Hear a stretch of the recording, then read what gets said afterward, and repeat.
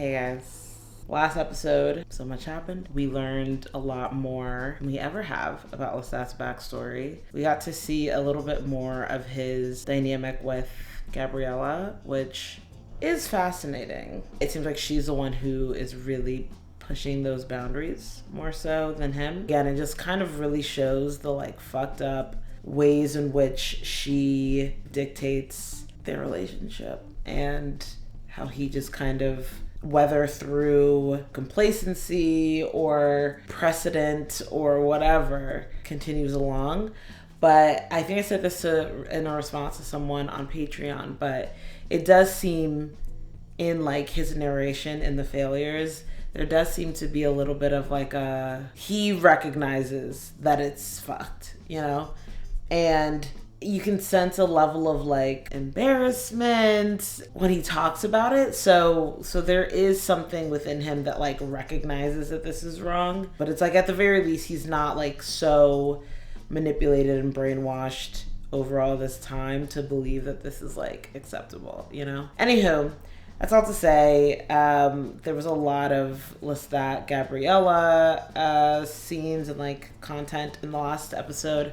There was also some Lestat and Louis. It did not end very well, but it was, in a way, I think it was Louis' way of showing his concern for Lestat in the most capitalistic Louis way possible. And we also got to see a brief meeting between Louis and Daniel. They also have a bit of a fraught relationship because of the release of the book. And Daniel's sort of yeah, anyway, here are my buddies from Talamasca. So yeah, Louis is just not happy about being put in that position. But like I called in episode 1, I think he will be in this season hunting down Bruce, who seems to be the one who created the Detroit Coven. Interested to see if we'll see the resolution of that soon, aka in this episode, or if that's something that we'll see throughout the rest of the season. But yeah, anyway, I'm excited to see what happens.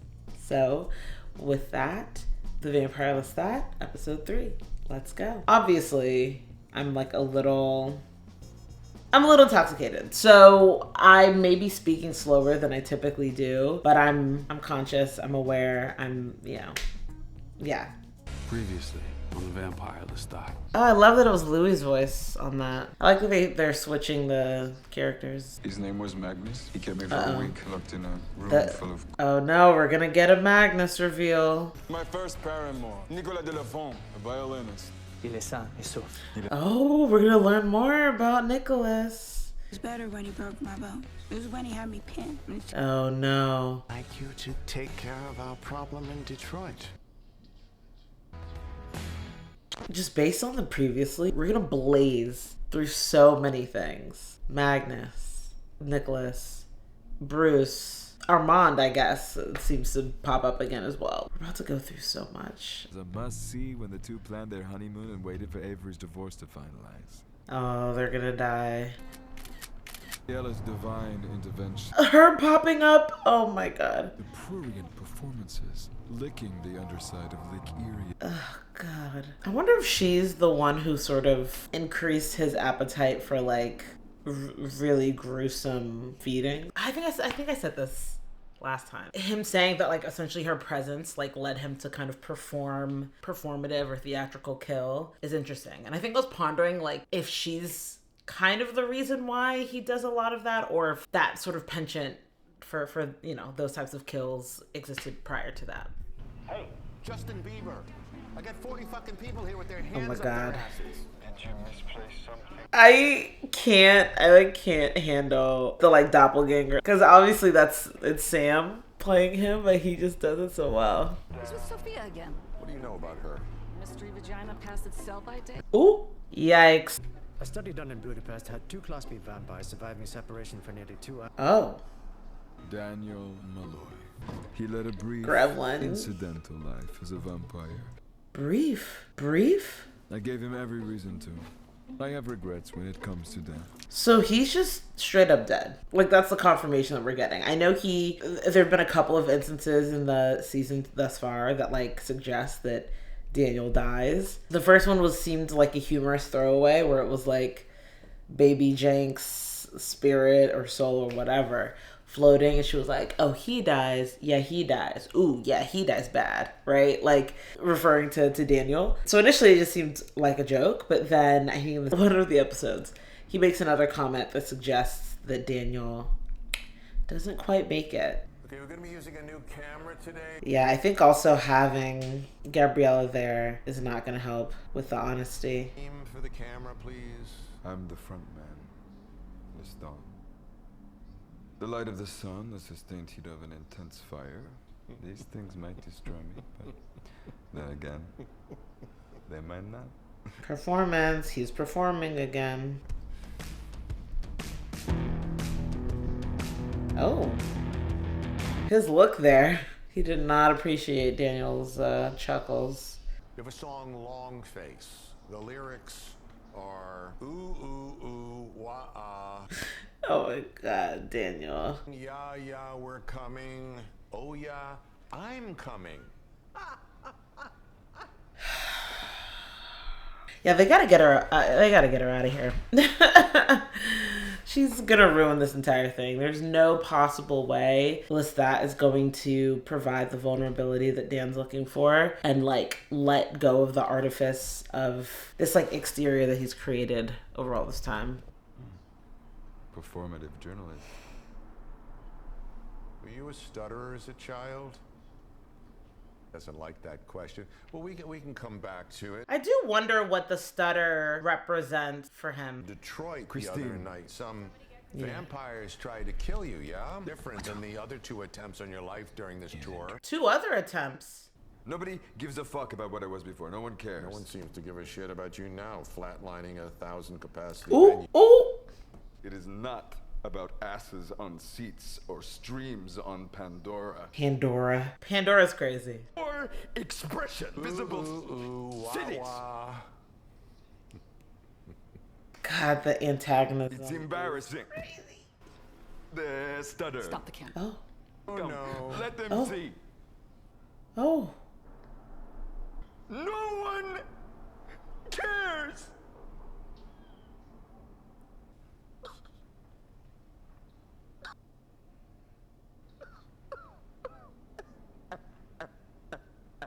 Oh. God damn it. I hate when I fall for this type of shit. It's like, all my empathy, give it back. You don't deserve it. But also it's like, is this one of those situations where he's masking his true feelings with a joke? But how much of this is a performance and how much of it is real? Like he's using this as an avenue to express how he actually feels, but like shrouding it in this like, ha ha ha, just kidding. I'm a vampire, Louis de Pointe-de-Lac. Undone by your relentless questionings, Mr. Malloy. So basically he's just like, what you were able to do with Louis and push him and be able to prod and like mine the truth, you're not gonna get there with me. You know what though? I feel like that's a very unfair joke. Because for Louis, while there were some instances of him trying to like hide certain things or maybe obscure certain things, at the end of the day, his intention was truth seeking. Louis valued Daniel's poking and prodding, even though sometimes, you know, he felt like he took it too far and, you know, he got a bit upset. I think ultimately, Louis, his goals of the interview, ultimately, I think were in perfect alignment with Daniel. And so it's not that Louis was like weak and like feeble-minded and he wasn't able to like combat the pointed questions of Daniel Malloy. I think ultimately Louis had his walls down. Maybe not completely, but like he kind of showed up ready to be as honest as he allowed and Armand allowed. So it's just different. Lestat clearly resistant to emotional honesty. Louis was ready and willing. And Lestat is like so much more combative. But we'll see. He'll break you at some point. Speak of the devil. Hello, call to share an important message with you. You got the wrong address. Oh. I knew it. I was saying before, I was like, Louis loves decapitating people after what happened with like Santiago. Like, but I do think it's interesting that they basically quickly tried to insert the point that, oh, when you decapitate a vampire, it doesn't immediately kill them. Can be still alive for 2 hours after, just to have this scene, basically. Where's Killer?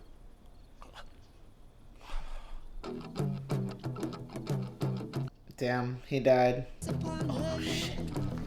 Oh my god, Louis! Wait! Since when did Louis have the cloud gift? Did he just teach himself? Oh! Oh, I love badass Louis. Just going and killing vampires like this. Okay, these vampires suck. He's literally just one man coming through and killing all these people.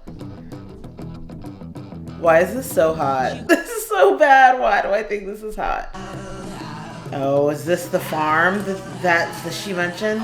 Or that they mentioned? Jesus Christ. The stuttering wolf killer.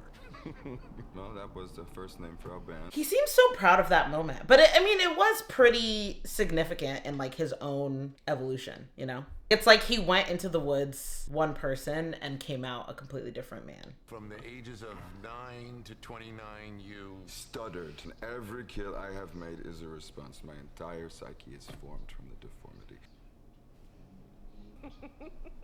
Oh my god. Bitch, go. Try asking him about the great conversion. Interesting that she's assisting Daniel, or like is giving him advice. Oh? I was taken to see witches being burned at a stake. okay? Tell me about that. Marguerite Doré, Jeanne Baudin, the twins, Marthe and Aimé Roulet. Is that the doppelganger? Gross. Teenage girls with the resonant voices of men, screaming and thrashing for hours. First of all, horrifying. Secondly, clearly there's some trauma there because this man has lived for a very long time and he still recalls the names of these girls. And you were 9. It's what moms did with kids before Lego and Peppa Pig. And so his mom brought him. And what happened at 29? Uh-oh. Oh, this is when he made Snicky. What struck my heart was the way that his whole body leaned to the music. It's Nikki, who you sing about in your song, Why Do I Have to Feel?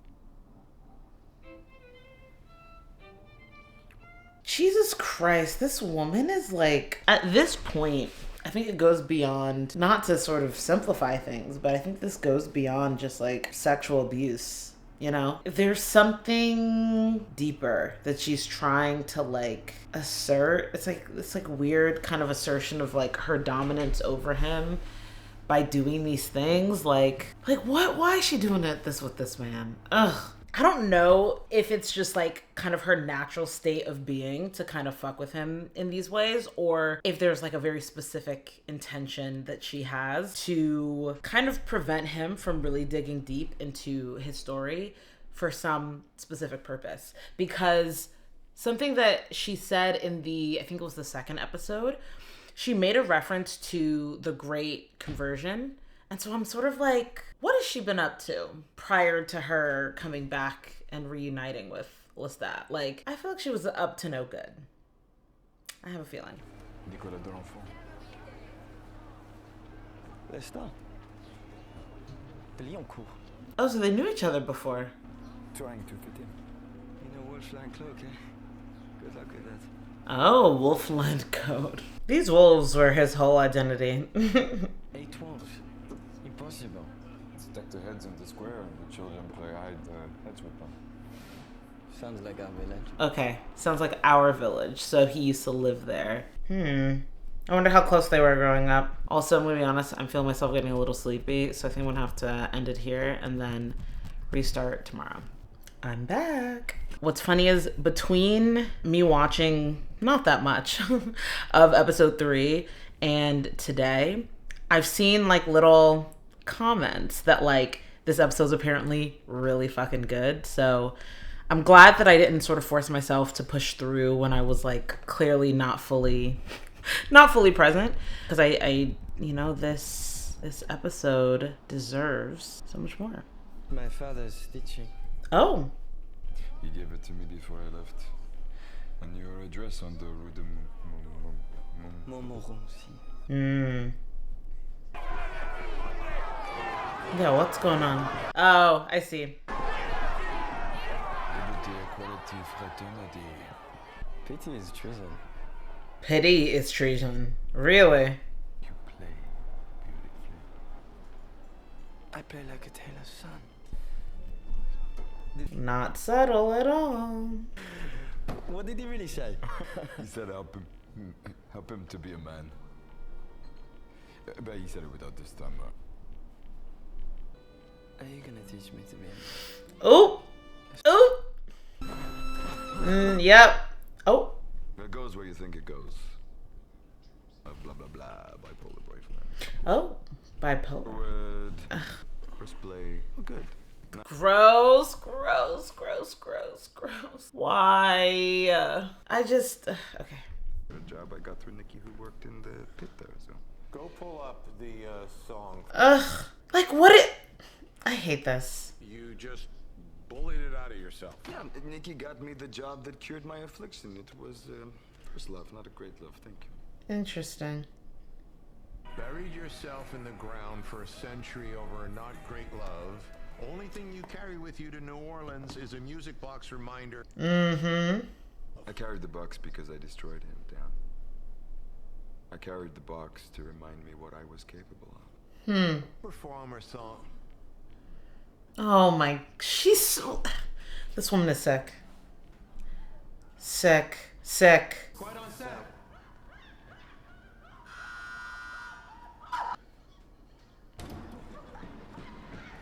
This is like psychological warfare. Like this is like I'm can't even, the levels of which this is like so, like, is there a word that's like insidious but like worse? It's so dark, it's so twisted, it's so manipulative, it's so, but like manipulative, but like in a way that's like, you can tell that she's like really tickled by this. Like she's so joyous in her evil. People like that are so disturbing to me. And to just watch Lestat kind of like grin and bear it and just like not show his emotions, sick. You perform a song every night. She's just like getting in his head. Abuser. Biggest fan. Abuser. Liberator. Emancipator. Uh-huh. Did Magnus ask your permission before transforming you into a vampire? Wait, so he has a song about Magnus? Chain of similar songs in pop music. Every Breath You Take by the Police. I love that one. Eminem, Stan. Stan. He took me from my room in Paris as I kicked and screamed. Does that even sound like me, Dan? My coloring, Where's my the physique. artful turn of phrase? Where's... Bet on me for a week. I thought for sure I'd become one of them, but instead... Oh gosh, look at him. Louis was not there when Magnus abducted me. But he was there in New Orleans. Sorry, I keep pausing, but it's like, you can just tell how like, you know, you can like tell when someone's like actively trying to avoid their emotions, you know? And you can just see it so clearly on his face. I mean, A+ to Sam Reed. But like he's like so clearly fighting it. And it just reminds me of like the way that people try to like protect themselves psychologically by essentially rewriting stories to lessen their own victimhood is so, like, that's, I feel like what's like at display, in display? What's the preposition? On display is what's on display right now. He's like, oh yeah, no, does that sound like me? Oh no, Magnus didn't. Oh, he wasn't. It's like, dude, like, I don't know. Is it like kind of rejection of like identifying as like weak in any way? Like Paris, as I kicked in... like this, like looking at his face here. They all look like me. I mean, does that even sound like me, Dan? My coloring, Where's my the physique. artful turn of phrase? Where's the assonance, the euphony? And again, like those are the things, like, oh, the turn of phrase, the euphony, like all these things. It's like those are the things that you use. Like those are your tools of hiding, of masking how you actually feel. One of them, but instead Look at him. he turned me into this. Oh. I was not there in Dubai to correct his faulty recall. Oh, wow. Oh, God, that's what he looked like? I think you're something special, babe. Oh, Lord. Oh, that's why he referenced Stan, because the song is sung from the perspective of Magnus. Got it. Oh, God. Honestly, realize why he looks like that. Because he was living out in them dungeons with Armand and the rest of them. Yeah, that's me at your window, babe. Oh, my... No, this is not real. This is not real. I'm sorry. I hate this. It's like a music video. This is so dumb. I hate this. Oh my God. This show is insane. This show is insane for this.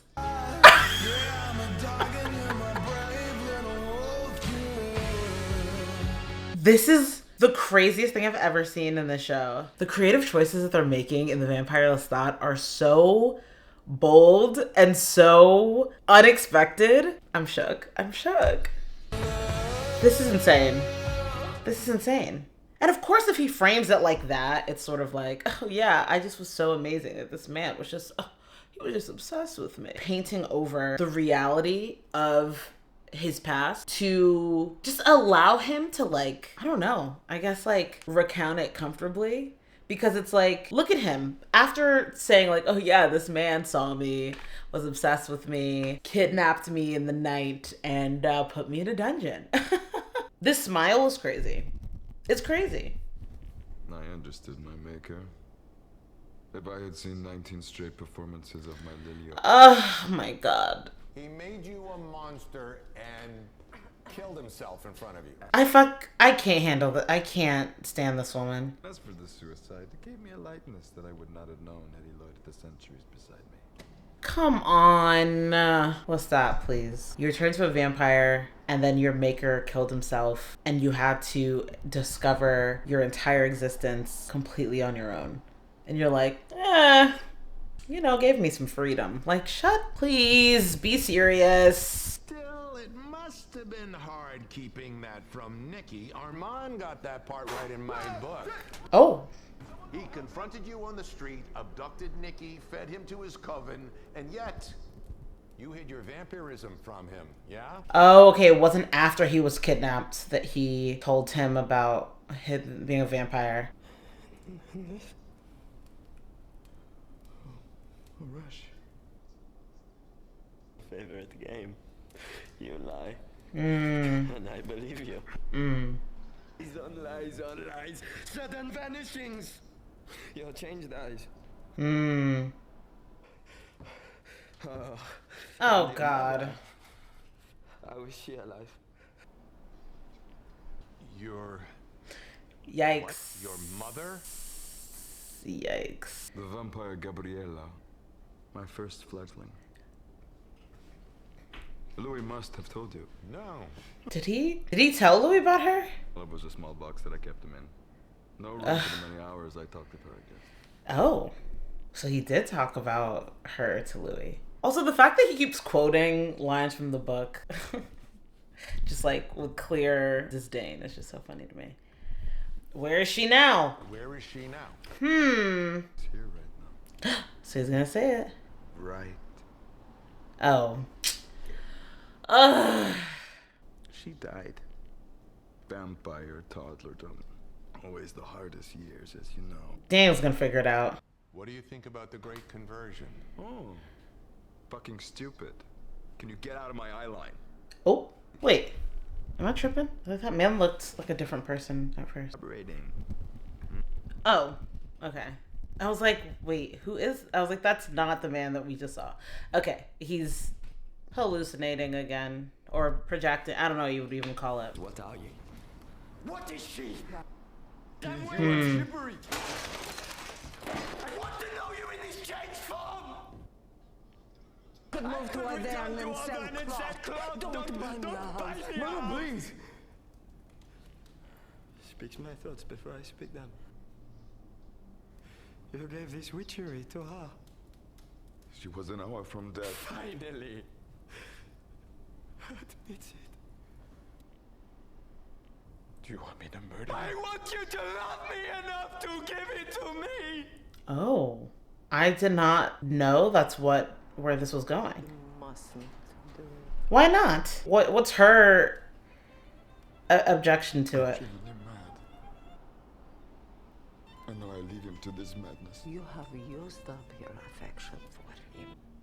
She's like, oh no, it's just me and you. He's just a side thing. Girl, fuck off. Disaster, master. But I mean, things greatly improved. I cannot hear the actors over his improvement. No, thank you. Ugh. So she was here the whole time? All these scenes that we've seen or heard of from Lestat's past, as she just plops herself right in the middle of everything? Oh my god. Does Nicola know about us? Us?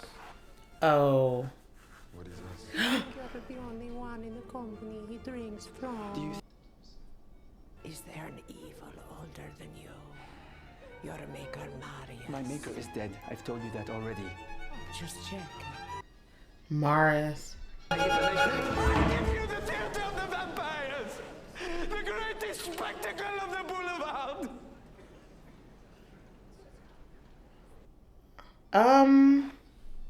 You'll find his way. So when he referred to him as bipolar, maybe he wasn't over-exaggerating? Maybe, perhaps?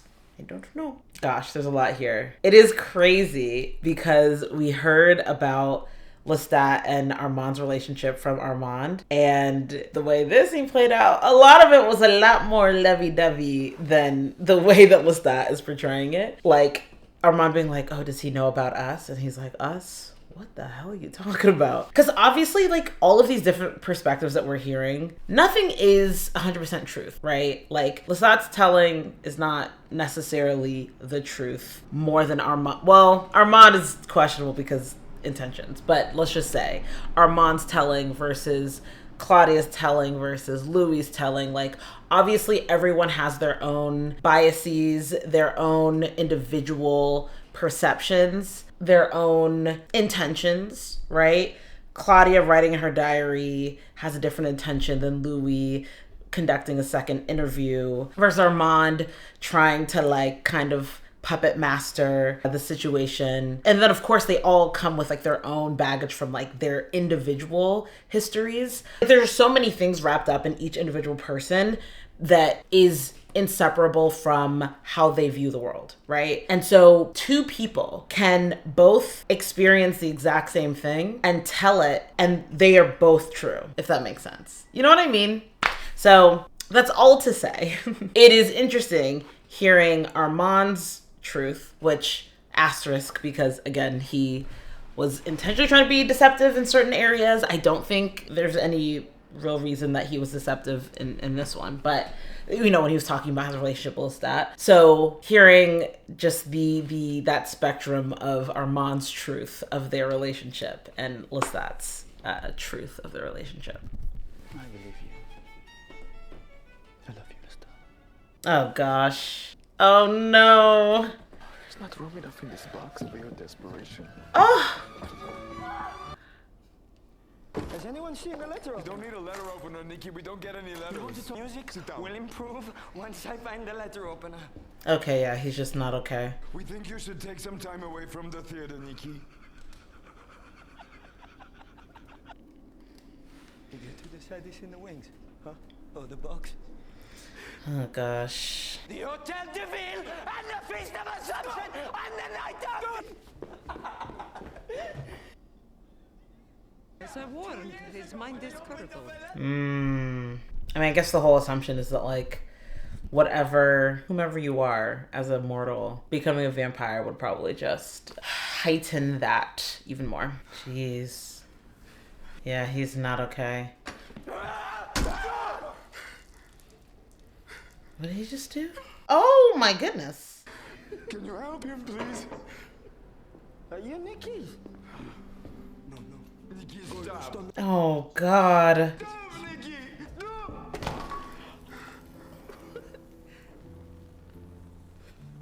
Interestingly, Armand didn't bring up Gabriella either. Huh. Wonder why.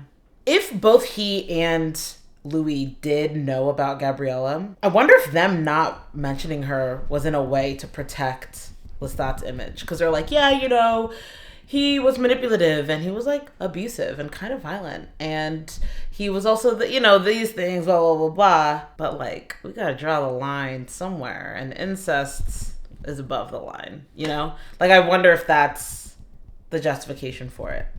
But yeah, Nikki's not okay. But honestly, seeing this kind of reminds me a little bit of Louis. Obviously, Louis not like to the same degree at all. But I'm like, he's also a little loco in the cocoa. A little bit. So I wonder if there's just something that Lestat's attracted to there. I wish to serve the god of like the rest. And probably seeing that hand burn is bringing back images of Magnus throwing himself into the fire, you know?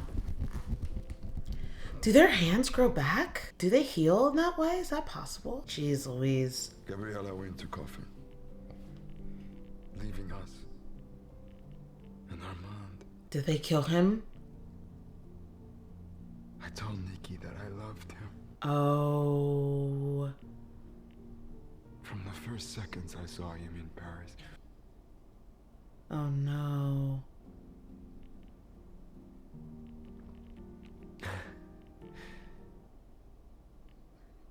Fireplace reflecting golden onto his face.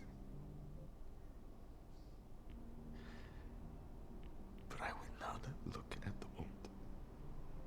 I could not.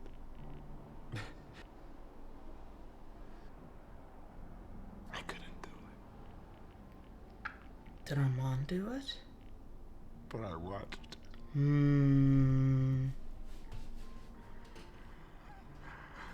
As Armand pushed him into the fire. Jesus. With a poker in his chest. Oh, is she not aware of what happened?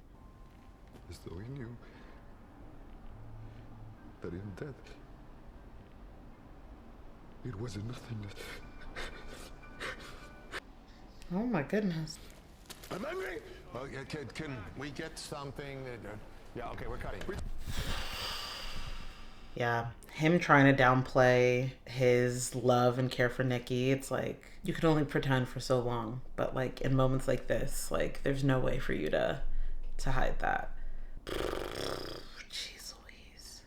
Yeah, the fact that Armand never said anything about this is pretty crazy. He like, even outside of the Gabriella of it all, he didn't even mention him literally killing Nikki for that, essentially. There were like suggestions that like maybe he had something to do with Nikki's death, but it wasn't, I didn't view it as like likely something merciful, right? Like, I think, yeah. Oh God, and you know what this makes me think of now more so? The scene of Lestat like begging Louis for him not to turn Claudia, because he's seen what happens. Oh gosh, that just like adds so much more weight to that moment. Oh goodness gracious. Also, Daniel, you were getting a little too excited by all this. This man is like pouring his heart out and you're just like, yes. It's like, relax. Never say I didn't give you anything. How was check me? Very fun for 3 minutes, then you're longing for Prague. Prague is that way. Provoked? Bored. Rain check, Sophia. I'm glad he was able to make a break without her. Run it back, about, I don't know, 4 minutes. Been trying to crack those cheeks for 2 months. That's not the phrase. Hey, let's see what we got here. Oh no. What did he do? Where's the part where he talks about transforming Nikki? You gotta be fucking kidding me. What is this? No, yeah, it was frickin' Weirdsville. You just sat there for like half an hour, eh? Oh. A mean-spirited telepathic prank. A price What? paid for amusing my muses. Oh my gosh. Down to his knees and seated a hate for me inside him, there to be watered in the sunlight later. Oh? There to be watered in the sunlight later? Uh-oh. Oh no. Does Daniel... Oh no. Yeah, there's that motherfucker. Yeah. Oh shit. Oh my god. Louis! Oh my god, this is some gangster shit. I love it.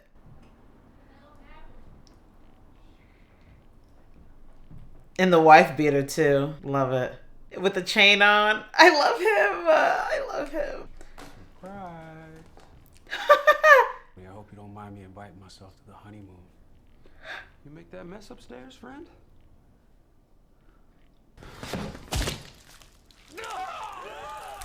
Whoa! What is that? Were those vertebrae? What? Shut up, Bruce. You call me Bruce? Because my name is Killer. Shut up. The photo. Oh, it's the letters that he ripped out. Or not the letters, but the journal pages. Have a friend in common. More wine? Oh my god. Who the fuck is this? They call it here. Oh, Magnus. Apples with a hint of cowardice. Okay, so this is the Muse version, like the hallucination version of Magnus. Not exactly forthcoming with the vampire journalist. Uh-oh. You forgot to put your blinkers on. Oh!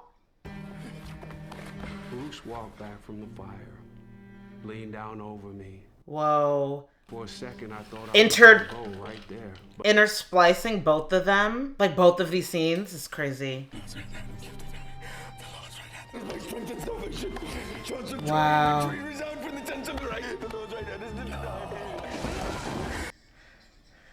But we'll live and proclaim what the Lord has done. The world's right hand is done mighty things back inside. You got your song. and it's all gone dumb in my mind, too. Crossed out. New sentence. Took the cloth off the long table. We eat your soul. We? At the long table. We? We keep asking ourselves, when's he going to make an album? When we are ready! I didn't do nothing that bad to her, Daddy Lou. I don't have to tell you, Jesus. dear diary, what it's like to have a person crack your spine, open you up, and shove a pencil inside you. God. Very odd company at the long Oh my god. Pim. You. Mommy. Oh, we. I see. The others. And I fought him, even with my broken arm. But even still, all the bad things happen that bad men do. He had my legs pulled apart. Oh my god. Pulled up around my waist. And that awful, stuffed full, too wet feeling down there. Oh. One day he feels this. Small and cornered and crushed like a can. Where he brought home kills. And I sat with him and ate. Just said what he wanted to hear. Ask for it, child. And it ain't easy to like myself because of it. Even once felt a twinge of something nice. Not the worst thing ever.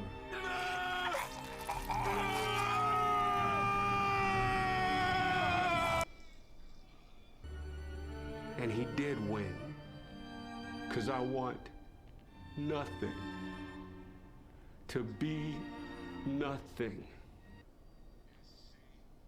You know the stupidest of all, dear diary? I thought I was the thing lurking in the shadows. I thought I was.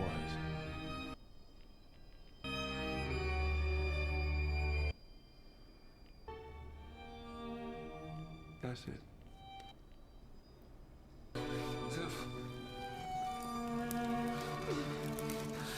Good. Fuck him.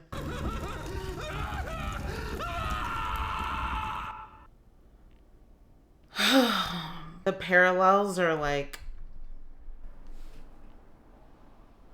I'll talk about it at the end. Wondering why it didn't end on the highway. How I got on stage the following night to another feverishly modest audience. Jesus. But here's the thing. I loved the music. I loved it. It was compelling me forward, pulling me through the perennial walls of my psyche. Because it seemed possible. This was the muddy bottom, and on the other side, a marble floor, polished to the horizon. In its purest expression would make me worse, and then make me better. Bring on the music. You can't fuck away the loneliness. It'll wait till the next day like a headache. You can't escape this loneliness. This might be my favorite song yet. Why am I like getting emotional? You get what you wanted out there. Yeah. You can't love away the loneliness. Love will fade. I love the song. Oh my god. What is she thinking?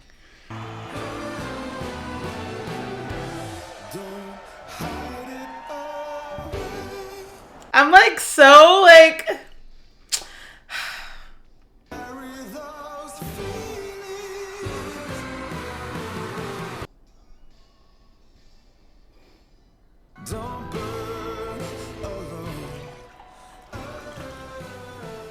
You okay? Or can I get you anything else? I'm good, thank you. Oh shit. What? What?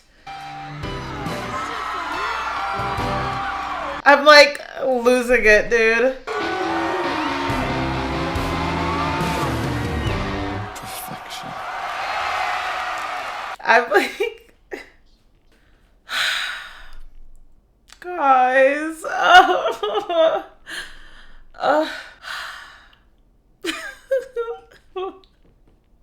My heart like actually hurts. What the? Oh my god. Yeah, that's definitely my favorite song. And it's interesting that like, just so I don't forget, but it's just like the muses for that song being, it's sort of in a way like a combination of Nikki and Magnus.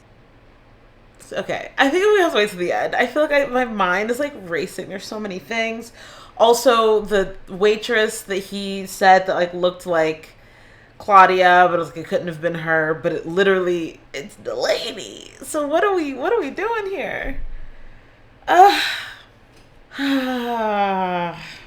feel like this episode, this like moment of the episode, because from what I've heard, Anne Rice made Interview with the Vampire and then was kind of like, wait, hold on a second, I think I love this man, Lestat, and like just took off with it.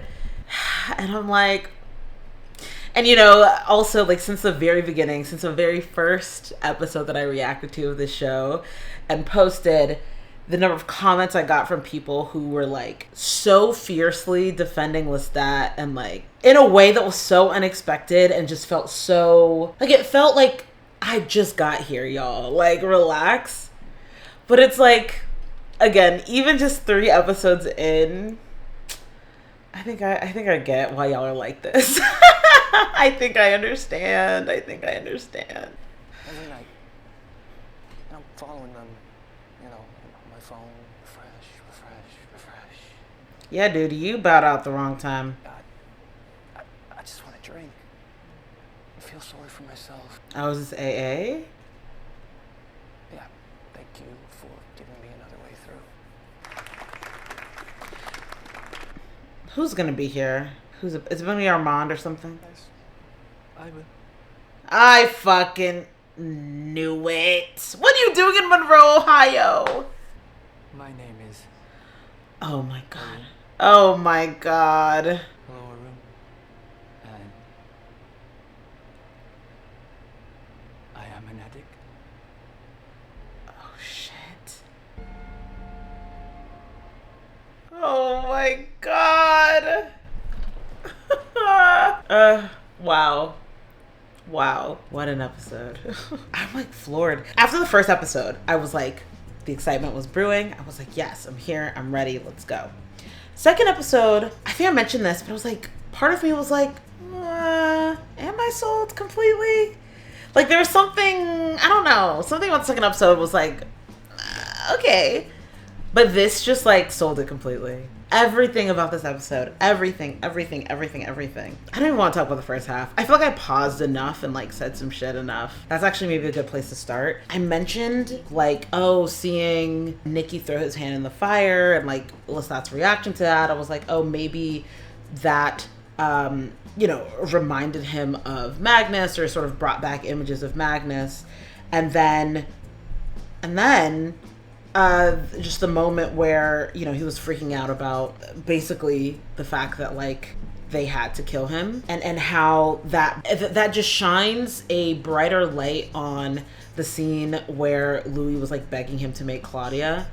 So it just helps, I think, to just deepen some things that we've seen, right, in the past. Like that's how the show likes to do it, right? They show us something and they show us things later on that like really shines a new light on what we know so far.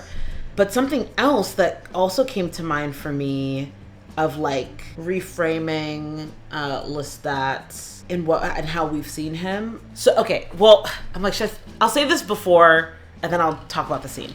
Y'all, okay. So I also think, because we've seen Lestat reference and bring up a lot of different things that were mentioned in the book. But what's interesting is like the part that he seemed the most angry about than any other thing was the scene basically of him and Claudia in the train. And he's mentioned it a couple times, like, it was like the never fucking happened, scribbling in the book, him bringing it up. I think it was episode 1 when he was in the bus with Daniel. Like he's kind of referenced it multiple times. And part of me was like, why is that particular thing something he zoned in on? I think it makes sense because, as people have mentioned in the comments before, that was a scene that was not written in Claudia's diary. We did not hear her tell that story or voice over that scene. And so clearly, I think that's how I kind of reckoned with it, was just like, okay, he's just like, there's some elements of truth to like most of what Louis said, but that is like an egregious thing that never happened, right? But now understanding what happened in his, when he was first kidnapped by Magnus, specifically because he was like threatened Claudia with rape on a train, or threatened Claudia with rape, or whatever. Like I wonder if like that's something there's like a passion with which he like is upset about that depiction of him. And I just wonder to what extent that is fueled by the trauma of his own experience with sexual assault at the hand of Magnus. You know what I mean? So that was also something that popped up in my mind. But like that scene where they like went back and forth between Louis reading the pages that were ripped out of Claudia's diary about what she suffered at the hands of Bruce, and like hearing that narrated by Louis kind of overlaid on top of these like scenes with Lestat, like of Lestat being assaulted by Magnus, was like, it was a lot. It was like, kind of took things to the next level because it's like, you know, we heard, at least the way Louis recalled Lestat informing them of the circumstances of his turning. And so we knew about like, oh, there were other blonde men or whatever who looked like me and blah, blah, blah, blah. And so that was already traumatic in itself. But then to sort of see it and see like the extent of things. And it honestly, again, sort of further helps to like explain why Lestat has not, well, I guess I don't really know. I don't know if we saw him explicitly ask Gabriella if she wanted him to turn her. I actually don't recall. I may have to rewatch that scene when I eventually edit the episode. But at the very least with both Nikki and Louis, he sort of asked for, either asked or, you know, basically they either demanded it or he asked, like, expressed permission, like some questionable convincing. It still gave them agency in the matter, as opposed to the just like horrifying way that he himself was turned, you know? Like I just, especially if you don't know what's going, like there's so much in that scene. I'm like, and again, you know, in front of the cameras, he's like trying to play it off like, yeah, you know, yeah, he was obsessed with me. Like, who wouldn't be? Like, and you know, I guess symbolically, now that I'm thinking of it, so obviously, right, we see the scene of him driving in the car, and then the apparition, the muse of Magnus appears. Okay, now, whoa, I'm like, all the dots are connecting in my mind right now. Because the song that was played in the, whatever, documentary shoot, right, was like more of a tongue-in-cheek, like, you know, how you referenced to Stan, like, type of song. And so that's like the superficial depiction of Magnus, right? It does not go into the depths of which, like, deep, dark, traumatic depths of what he experienced with that man. And so that's why he's sort of still kind of haunting him, right? In the car, in backseat of the car, next to him, you know, saying all these things, whatever, and like just and the scene of him like screaming, and then like the hands of like the dead men sort of coming and grabbing him, like you can just tell like he is not. I mean, I'll be honest, I don't actually even know how you are able to get past something like that. Well, but I guess he discovered it, and that is with the music. And so the thing that was interesting was like seeing Magnus appear in the car as he's driving after kind of, you know, at least we, the audience, like hear that initial song. And then for him to come from it at the very end and sing Loneliness, essentially allowing him to finally address both the like sort of the pain and hurt, and I feel like that's a trauma a million times, but genuinely like trauma of both having to essentially murder his first love, and he like fully blames himself for his death, and then the horrifying way in which he was turned. And so it's like, you know, him saying he has to like hit rock bottom, and then it sort of kind of propels him up. Like, yeah, that release in the music, like it's so, like you can feel it, man. Cause that's the thing, it's like, you know, certain things like Funny Face or like Black Licorice, it's sort of like, okay, you know, whatever, it's kind of fun, I guess. But like this was like, you're like, oh, you are releasing the demons. Like you're really just putting your soul out onto the sheet music, you know, on the keys, on the strings, you know, in through your vocal cords. Like you're fucking doing it. And I think that's why, I think Alex was the other guy's name. He was like, I'm seeing how they're evolving now.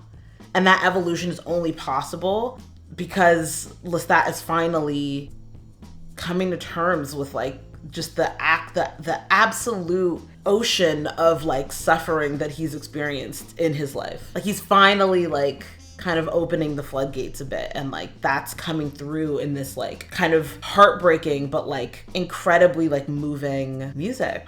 Part of me is like scared to rewatch the scene of the performance because I think I'm gonna cry again. But I'm so happy that Louis got revenge on fucking Bruce.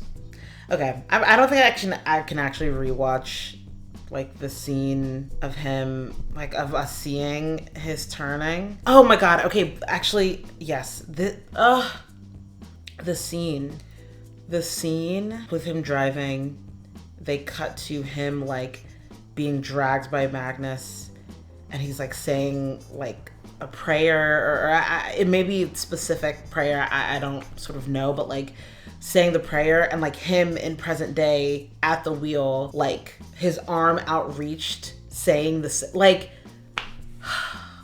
I'm very curious what my face was looking like in that moment, because I was just so stunned.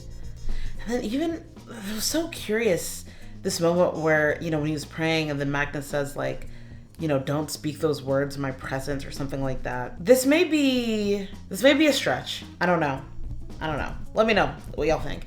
But like, I couldn't help but think about the scene with him at the dinner table. I think I referenced this in the last episode too, but him at the dinner table with the Dulaks, I guess. And he was talking about his father and brother conspiring to take him out of the monastery. And, you know, they were like beating him and all these things. And he was like, through all of like the beatings and the this and that, like, you know, he was like, I prayed to God, I prayed to, you know, all these different whatever. And basically they didn't save me, right? Also, we also saw it in the church when he turned, well, before he turned Louis, when he killed those two priests.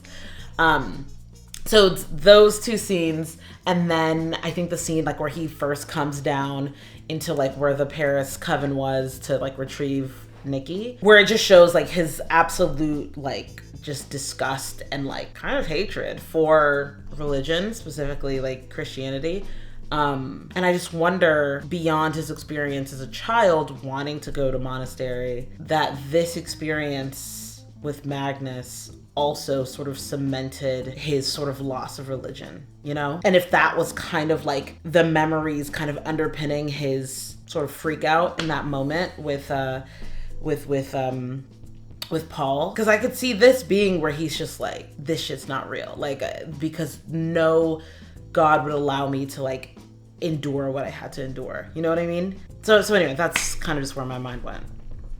But also, sorry, I'm like clicking through and I'm just like, there's so many moments. But like when he turns back to Magnus in the car while he's driving, he says, back inside. All of this, he's been holding all of this for so long. And part of me, I'm like, I don't think he told Louis about this. There's no way. Because he was, at least from what we, you know, was depicted in season 1 and season 2, he just always was very cagey about Nikki. He only had one scene where he told a little bit about Magnus, but like, there's no way Louis, I don't think anyone knew any of this, all of this. I mean, even Gabriella seemed surprised, at very least with the whole like Nikki thing as well. So it's just like, he's really been like, oh my God. How you see why he lashes out and all this shit? Like, if you're holding all of this in, you cannot, you won't ever be a like safe person. Like you just can't. I think it's like impossible, because he's like has these like festering wounds inside of him that he just refuses to treat. And so if that's the case, like that's gonna show up in like a lot of different ways that are not great for, well, you know, with other people. Yeah, and he's like, you got your song? And it's like, no, that's not it. And actually, okay, sorry, I know I've been focusing on like the whole Magnus and Lestat of it all, but also like Claudia's description is also so like gut-wrenching, because like there are so many, I don't even know how to like say this, but like sexual assault can be very, I don't want to use the wrong words here, but like very complicated, I guess. And that's why like so many people, boys, girls, men, women alike, really struggle to even conceptualize of their own abuse sometimes, because sometimes they can experience like conflicting like emotions or reactions or, you know, whatever. And so like Claudia describing like there being instances where she may have potentially felt something nice, or she essentially was like just doing or saying whatever, you know, Bruce wanted, just like for her own kind of safety. But also there were times where they ate together, like just the complexities of it, and like that also adds to like the psychological turmoil of the person who experienced it, because, you know, who's like the victim of it, because it's like then they start questioning like their own contributions to it, and it's just like, no, like I think that just but I thought it was interesting that they like made the choice to share that, and like it, you know what I mean? Now part of me is like, wait, did Magnus sexually assault him or not? Either way, even if not, but I do think from what I could kind of see, I think he did. But even if not, right? Ultimately, they're still also making this parallel, right, between sexual assault and like forced conversion, you know? So even if not, like us seeing like Lestat on the ground, Magnus on top of him, Lestat screaming no while Magnus like drips blood into his mouth, like that's, you know what I mean? It's the same thing at the end of the day, right? It's sort of a removal of someone's own like bodily autonomy and kind of, you know, performing their will or whatever desire upon that person without their without, you know, their control or you know, whatever. Sorry, I'm like struggling with words today, but hopefully that just makes it clear. So I actually think it's really important that they sort of drew that line, that dotted line between the two experiences, because in essence they are kind of like fundamentally the same. Yeah, the same sort of level of trauma, let's say. So, and it's sad because, and again, like obviously, you know, you don't necessarily want to bond over these sort of shared experiences or anything, so it's not about bonding, but it's like what's sad is obviously I think Claudia and Lestat's relationship was like doomed from the start, right? Like I just think there was probably never a world in which they could be truly and consistently like close. But it's sad because both of them went through things that the other one could, at least more so than a Louis, for example, like could really understand, you know? So sometimes I mourn for like the relationship that they potentially could have had, but you know, I think it was ultimately doomed from the start. The parallel, the like, even just the visual parallels, I don't know why it's like just kind of like dawning on me now, like rewatching it. I think I was just stunned in general, but like the like visual parallels of the two, like wow. But anyway, this song, I'm absolutely gonna rewatch. Holy shit.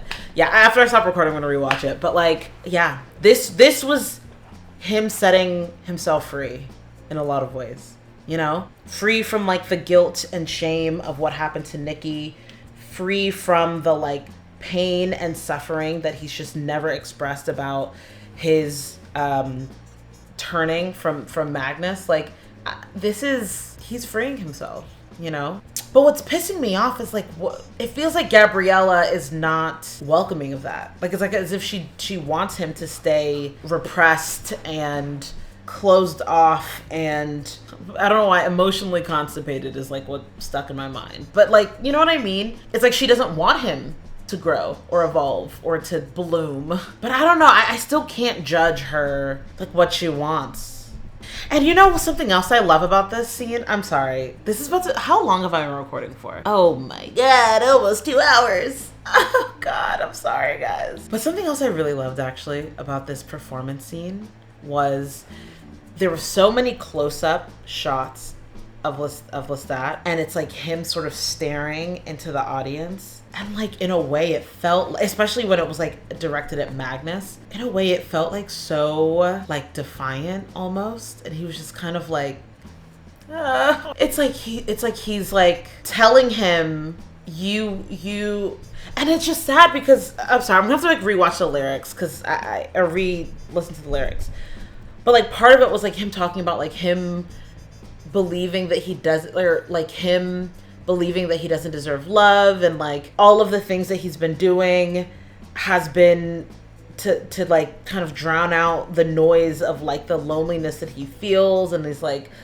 sex is not, you know what, actually Okay. But you know what this song gives me? It gives me Cranes in the Sky by Solange. Am I a genius? I don't know. But it's essentially like finally admitting that like you've done so much to try to escape these feelings that you have been pushing down for so long, and recognizing that like it's futile. Like these things are not, they're not going to pull me out. You know, I'm gonna have to do it myself. And then, oh my God. Okay, this is where I'm gonna end. It's been 2 hours. Holy shit. I think his name was Alex, right? Him sort of in this like random Ohio town's guess AA, I think. And then motherfucking Armand shows up. But what was interesting was he introduced himself as Arun and then said, I'm an addict. And part of me is like, I want to hear more, because I'm just kind of imagining, I'm like, what is he referring to, right? Because I do think he has historically been intensely attracted to these men who like, whoa, sorry, I just made another connection, but deeply attracted to these men who like have this like authoritative spirit and like this, but also enjoy his like subservience in a way, and like it's like in a way he's like addicted to like putting himself in these positions. Like I don't know how to really explain it, but it's just like he wants, because of his history, like that's the position that he's been forced to be in, and then now he's sort of like perpetuating that cycle for himself. Like it's like he's but that also for me, it's like that then connects to like Lestat's story and Claudia's experience. Like all of these people who have harmed each other in so many ways are all kind of operating off of like similar traumas in a way. And like, oh my God, it's just so complicated. But yeah, I'm just so curious what role he's about to play in all of this as well. And actually, sorry, one more thing. There was that scene with Daniel draining that man in the alleyway, and he like looked up and he had this like look on his face. I like couldn't quite translate it, but I think it was in during Lestat's song.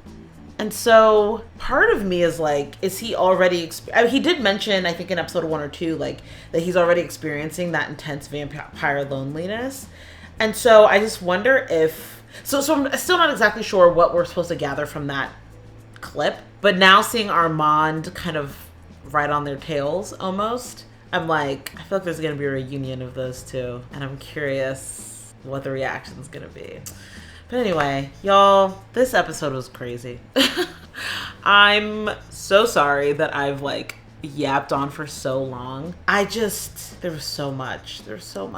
Gosh, and I'm sure even with all of the pausing and talking, I'm sure I missed so much as well. But if you want to continue on the Vampire Lestat journey, feel free to subscribe. And with that, thank you guys so much for watching, and I will see you in the next one.